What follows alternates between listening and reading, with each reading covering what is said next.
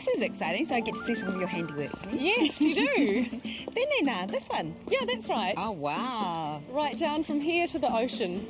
Haere kore he ahua ua. I mean, it must be quite hard, though. What are some of the challenges in a coastal garden like this? Well, the three main ones are really sand, salt and the wind. Yeah.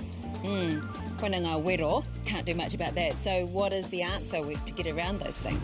Well, I recommend planting layers of trees and foliage to help reduce the effects of the wind, because often there's a prevalent wind direction on a coastal situation. So, I mean, here we've got kind of layers of pittosporums which will grow up a bit. We've got palms at the top which will provide a little bit of shelter. So it's partly for your comfort and partly to help provide these little microclimates for the plants to grow in underneath. Hey, hahake wena, what are those plants? They look amazing. These are so popular right now. These are called tractor seat plants or ligularia. Nā whaiano, you can see it does look like a tractor seat. They're not traditional coastal plants, but because we've got that shelter around the top, they're actually doing really well here. Koina pēr tētahi mea nui, I guess that's a big thing to see which plants can handle it. Yeah, well, that's actually one of the top tips I reckon about designing a coastal garden, is knowing your area, looking around the place and seeing what grows really well in your neighbour's property or in the local bush areas, because you'll really start to get a sense of what does really well and what just doesn't grow. Reira me whai hoa. You better make friends with your neighbours so that you can go, what do you got going on around there? Yeah, better to kind of be friendly than creepy. Yeah. Oh, koe ki te ke au I wene. So I've seen, I can't remember the name of these, but this is called ice plant or Senkio serpens, and this is a real tried and true coastal plant. It's a really good ground cover. It's got that lovely grey-green look, and it just looks wonderful with the rocks and contrasting with the other greens. Kei te kite hoki and I can actually see anō nei hangaru, ne? Is that what we've got going on here? Sort of like a waveform going down here. Yeah, that's right. I mean, in a garden like this, you're really looking at like soft waves of foliage. I think it particularly suits a coastal environment because obviously you've got sand dunes or just gentle landscape forms. Ia tau e kōrero ana mo te onekeri, so when we're talking about sandy soil, what do you need to think about there? Well, the first thing is to pick plants which are adapted to sandy soil. That would be the best way to approach a garden design. Things like succulents are really great, but also a lot of our coastal natives are perfect in a coastal situation for obvious reasons. Oi oi? Oi oi, Yeah. that's correct. And Muhlenbeckia as well is a really good one. You often see like it billowing over sand dunes and yeah, it's a really good filler as well. Pai tēnā, he tīwhiri anō, have you got any more tips on how you handle these sort of conditions, I guess? Okay, so for the sandy soil, if you want really lush planting in here like this, obviously the shelter's helping, but you also need to add lots of organic matter like compost dug into the soil and a good layer of mulch right over the top to keep the moisture in. Okay, te ora rawa atu, tēnei wahanga. This part is obviously just going for it. It's loving it, isn't it? It is. So this is the lovely Muhlenbeckia. It's really doing well here.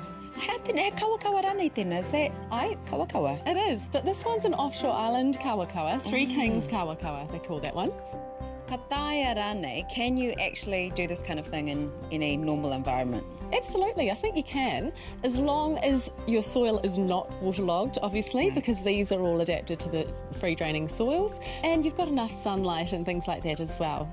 Kei te whakamahia hoki ngā pohutukawa ki konei, so you're using the pohutukawa here as a hedge as well? That's right, and what we're going to do is just top it off when it gets to a certain height. Engari ka puā wai tonu, but it will still bring out those beautiful red flowers. That's right, yeah. Ka taia rane te whakahanga I wene kōrero katoa ki tō mātou. What about at the Whānau Living house? Do you think we could do that? I think we can absolutely do that. Are you sure? I think we can sneak a little bit in there, just a little bit. Okay, Yeah. whakamārama here, mate. Show me how. Kei a koe te wā, you know how it works. You go on and show me how we could use it. Well, there's not much space in the front here, but I still think we can give it a little bit of a coastal garden touch. First of all, we may need to get rid of the roses. They're not very coastal friendly. What I'd do down here is cut a little bit of that concrete out and then plant a mass of Libertia through here, which is great in coastal conditions, and then punctuate the Libertia with te kauka.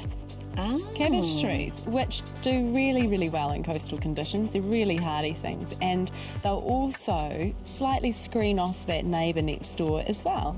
Wena momo rākau take, and the thing about native trees as well, like you say, it makes you feel like you're at the beach when you're not. Absolutely, yeah. I mean, if you like modern gardens, a lot of modern gardens now are using Indigenous plants, and honestly, I think you get a really great effect if you pick the right plant and know what you're doing. I mean, this solution here is going to be quite modernist as well, so it doesn't necessarily have to be in a coastal environment, it's just whether or not you like that look.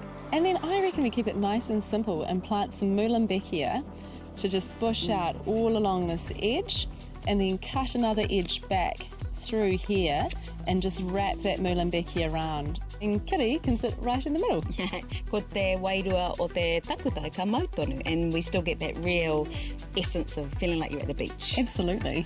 Oh, he rawa kia, I love this type of gardening. Yeah, low maintenance too. Te wau kōrero anō e hoa. As we always say, you're always inspirational, and look at all your hard out mahi. I'm tired looking at what you did. That's all right, maybe it's time to take a towel and head down to the beach. Go for a little bit of a dip. Ka pai tēnā kia.